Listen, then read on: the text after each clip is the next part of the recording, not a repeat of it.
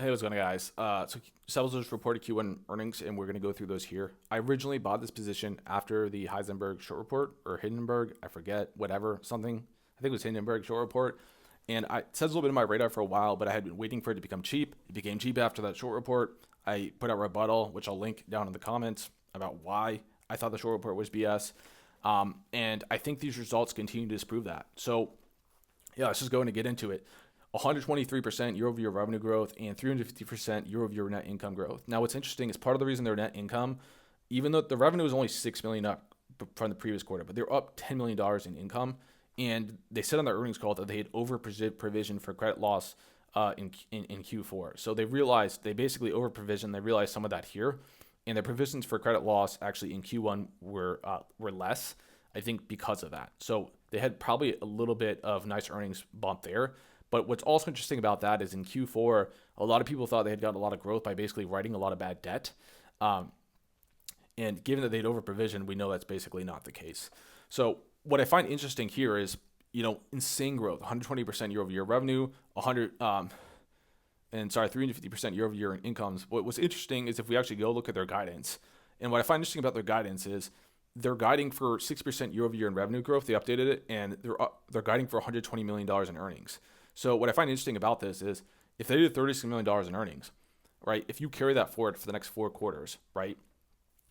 That's $140 million. So they're basically applying no more earnings growth, right? And let's just be generous. Like, let's say, it's just 30 million, right? That's all they need to do to achieve this earnings growth. So they're being extremely, extremely conservative on their earnings growth, in my opinion. And then in terms of revenue growth, right? I basically took the amount of revenue that they need to achieve to get that 60% growth, right? This is their revenue from last year, which is $432 million. So if you did $104 million in revenue this quarter, and we look at it going forward, it's $416 million. So they're basically guiding for no more revenue increase or earnings increase for Q2, Q3, and Q4 of this year. Okay, now I don't know how this growth story carries out. I don't know if it will continue to be like this crazy, but I think there's a very strong argument here, just based off the fact that their guidance is literally just we don't grow any more of this year, that they will more than achieve their current guidance. Sorry, this is the wrong slide. Guidance here. So I think it's entirely possible they do, I don't know, $500 million in revenue this year and $150 million in earnings. But let's just take this guidance for a word and say they only do $120 million, right? What's crazy is in after hours here, they went up 30%, right? So 30% would put this at roughly a $2.4 billion market cap. So that means with their current guidance, they're trading at forward earnings of 20, right? And they're going to grow 60% year over year. So it's still a very cheap company relative to what the business is actually delivering. I know some people are going to have questions about the economy and risk in economy, and I thought they had a very good slide on that here. Let's see if we can find it really quick, where they basically say, look, short duration product results in quick portfolio turnover with repayment trends evident after 14 days. The shorter your loan duration is, which in this case is 40 days, the quicker you know when your consumers are in trouble.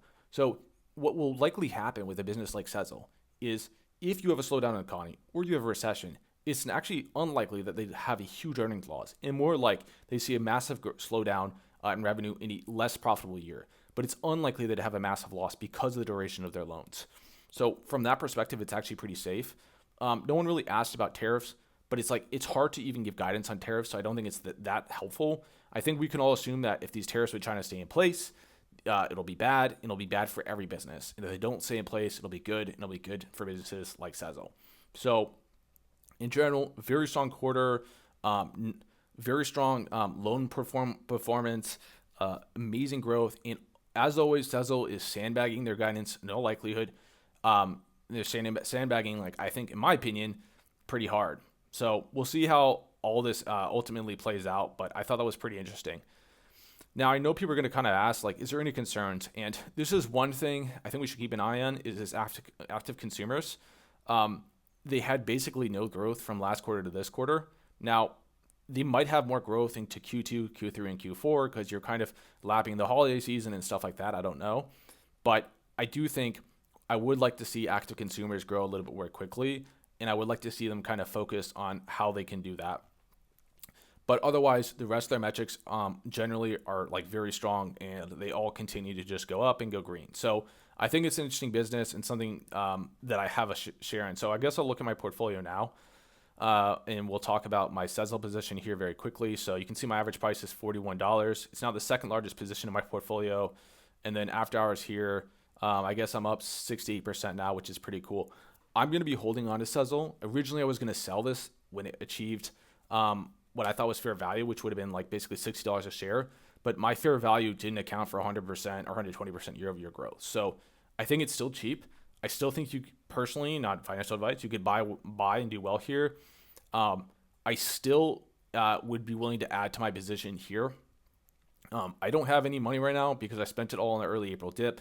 But as I have more money coming in from paychecks, I will seriously consider adding it to my Sezzle position.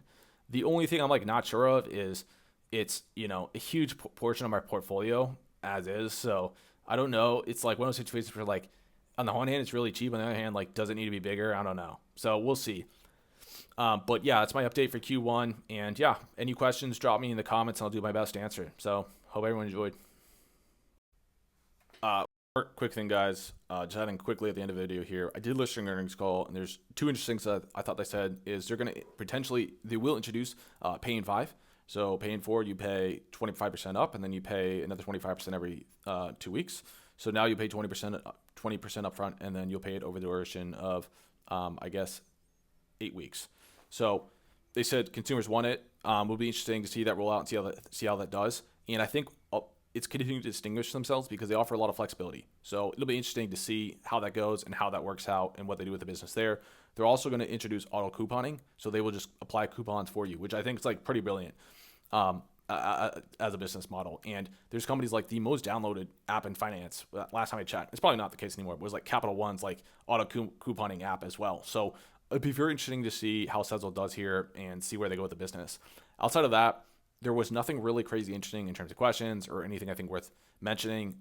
The one thing I will say is the CEO is a big fan of Charlie Munger, which makes me feel much more confident in him as a person, as a business, anyone who looks up to Charlie Munger. So yeah, that's it. Hope everyone enjoys. Bye.